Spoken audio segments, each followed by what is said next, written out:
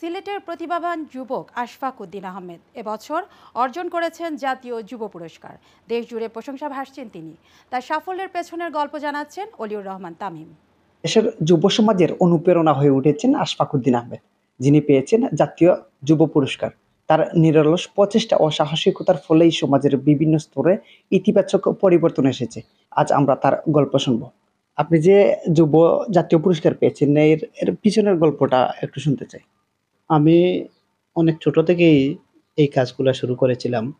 আসলে লক্ষ্য ছিল যে মানুষের কোন কাজগুলা করলে মানুষের সামাজিক মূল্যবোধ সৃষ্টি হবে, এই লক্ষ্য নিয়ে শুধু কাজ করতাম। আর সেই হিসাবে আমি 2015 সালে পলি আর্ট যুব উন্নয়ন সংস্থা প্রতিষ্ঠা করি। তো পাশাপাশি আমি এখানে শুরু করেছিলাম চিত্রাঙ্কন। এই অর্জন শুধুমাত্র তার নয়, বরং সিলেটবাসীর জন্যই একটি গর্বের বিষয়।